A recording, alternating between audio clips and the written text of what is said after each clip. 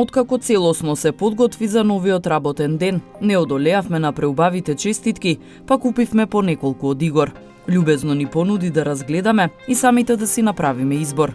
По негова насока тргнавме заедно на локациите, на кои тој веќе добро знаеот и продажбата се одвива одлично. Во зимскиот период, луѓето престојуваат повеќе во затворен простор, па Игор одлучно влезе во локално кафуле. Љубезен и учтив, тој веќе успеа да ја продаде првата тура честитки.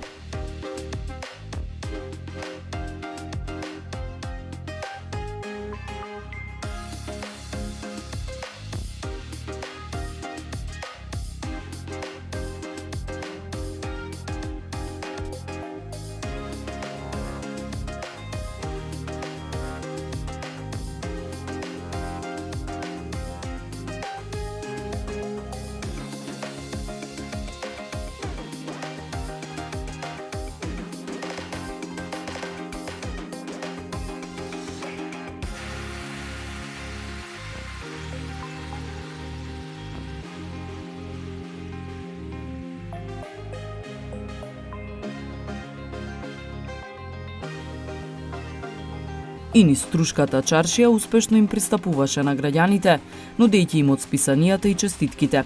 Културно ги поздравува, а можеше да се забележи дека веќе омиленото лице меѓу стружани го препознаваат и за празниците во голем број купуваат од новогодишните честитки. Беше предизвик да се најде време за разговор, бидејќи тој е посветен на извршување на своите задачи и напорно работи за остварување на целите и планираната продажба. Ни раскажа колку време продава списанија, каков предизвик за него била пандемијата и најави ново рушење на рекордите на продажба за следната 2022 година. Колку време се занимаваш со продажба на списанијата лице в лице? Од кога го работиш ова? И јас ова списание го работам веќе од 2012 година.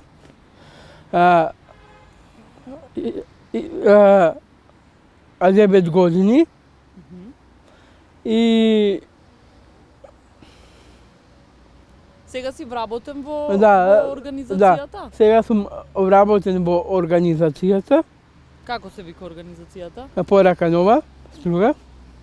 Секој ден излегуваш да продаваш списанија? Да, секој ден. Си имаш места некои каде што секогаш одиш, луѓе што ги познаваш, знаеш каде има гужва, за да се движиш да продаваш? Да, да. И дека сум редовно вработен. Познат си по тоа што уриваш рекорди, дека продаваш многу списанија. Што тоа ти значи? Се радуваш ли што е така? Тука како што рековте, во нашава земја, да, вистина, уривам рекорди. Тие се нови рекорди што ќе ги рушувам во оваа 2022 година. Значи се надеваш на уште поголема продажба? Да, се надевам дека ќе биде уште поголема продажбата. Кажи ми, наидуваш ли некогаш на некои непријатни ситуации? Како реагираат луѓето? Да, идам на некои ситуации. Имат луѓе што реагираат, дека кој што му пристапам со мојата приказна, со моите цели, дека јас сум вработен, дека придонесувам во домашниот буџет. Некогаш се случува да те навреди некој или да те игнорира или? Тие се посебни луѓе што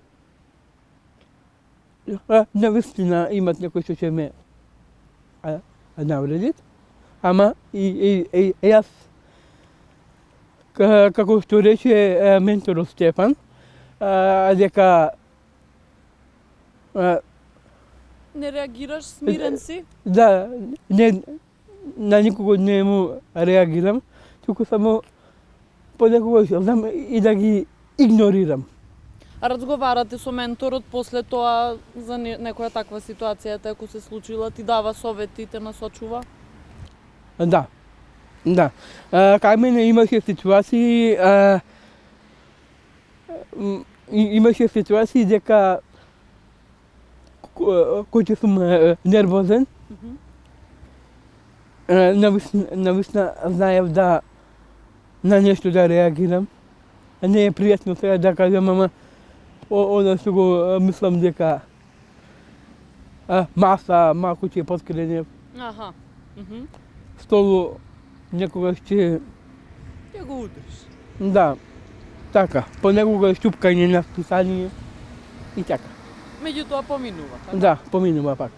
Кажи ми, Това е кај мене како смиреност. Некоја што некоја смиреност што секогаш денот ми го кажува дека е добар и дека може добро да подобар да биде со луѓето во ова општество. сега еве зима, сигурно во лето, затоа што нели Струга и Охрица се туристички места, продажбата е поголема. А како е во зима? Се снаоѓаш во зимските периоди? Вака, значи во летниот период има вистина туристи и дека продажбата е подобра, а него во зимскиот период, дека во зимскиот период се намалува бројот на туристи и дека послабоди малку продажбата и се трудиме со тимска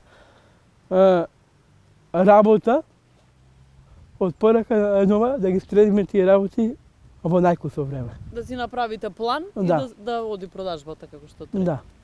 А кажи ми сега со почетокот на пандемијата, имаше некои поголеми, да речеме, проблеми? Луѓето можеби беа предпазливи, така натаму. Потешко беше да се пристапи? Пандемијата вистина беше многу тешка, како предизвик за сите. Така беше и за мене. Ама се потрудивме сите со тимот од порака нова и лице в лице да ги решиме сите проблеми. Одеше продажбата без разлика и на пандемијата, задоволни сте? Да. Ти си задоволен лично од заработката која што имаш? Јас сум лично задоволен од продажбата. И те мотивира сигурно и да продолжиш. И дека многу ме мотивира да бидам самостоен, смирен и така. Кажи ми, која е твојата порака? Мојата цел е пракса и со таа порака сакам да им испрашам на лицето со посебно потребо да бидат мотивирани во ексклузивното општество и да се борат да ги барат своите граѓански права. Одлично, ќе продолжиш и понатаму да работиш? Да, ќе продолжам да работам и понатаму да ми се осварат моите цели и моите цели позитивно со работа и сакам уште нешто да додадам дека и моите животни цели. Ќе ги оствариш преку својата работа? Да, ќе ги остварам преку работата, за да можам да го задржам моето семејство. За среќа повеќе се позитивни примери на прифаќање и поддршка, отколку негативни, вели неговиот ментор од организацијата Порака нова од Струга, Стефан Малески. Интересен е начинот преку кој Стефан му објаснува на Игор дека сите луѓе се различни и реагираат различно. Го дебатираме со делот со Игор, значи сваќаме дека сите луѓе не се, како што не ни се прстите еднакви, значи не се еднакви ни сите луѓе, значи може да изреагираат некако поинако, а воопшто да не е тоа реалната слика која ја даваме за луѓето или за човекот во принцип. Процесите кои ги работиме и предизвиците ги решаваме во ход. Мораме да ги работиме во ход затоа што се продлабочуваат доколку не работиме во ход, но не само неговата смиреност и неговите навики, развивање на неговите работни навики, на неговите обврски, затоа што различно е едниот дел на работа која беше стихијно, после има други обврски кога е неговото вработување.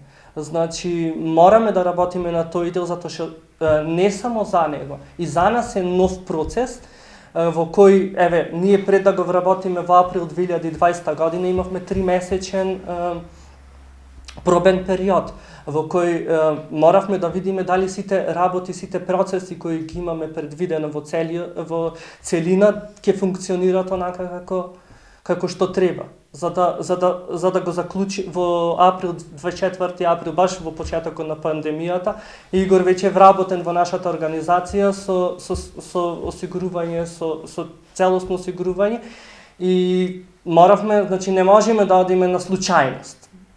Дали ќе биде или нема да биде, значи мораме да бидеме сигурни, некогаш и пробуваме да ги изработиме некои работи, да ги модифицираме, затоа што сепак ни се потребни за многу полесно да функционираме.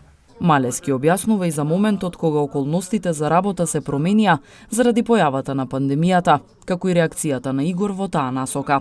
Сепак, нагласува дека Игор е успешен работник дури и во време на пандемија. Игор во многу делови, значи, бидејќи беше научен на еден ред на продавање, многу тешко му падна, значи, знаеше да ми се јави, да ми рече, а сега кога ќе излезам, сега кога ќе почнеме да продаваме. После се разви некој страф од негова страна, значи, ограничено движење, па чекај да не се заболиме, значи, моравме да го мислиме и тој момент, дури кога веќе се отпуштија мерките, значи, в летниот период, кога паднаа бројките, зборувам за 2020 година, беше за него тешко, Охрид да не одиме, има корона, во тој смисол. И викам, па викам да пробаме, значи бројките паднаа, како што излегува струга, и искрено можам да кажам дека имавме успешна година, и 2020 година можам да ја кажам како, иако беше корона, дека беше успешна, и остваривме некој дел од целите кои имавме за целта. Позицијата на Игор е самоодржлива. Значи, доколку земиме за неговата, се е негов труд. Значи, тој го обезбедува целиот од приходот на продажбата на списаниот за осигурување и заплати. А ако го надминеме тој лимит, значи посебно во летниот период, тоа оди во делот на бонуси и посебни примања.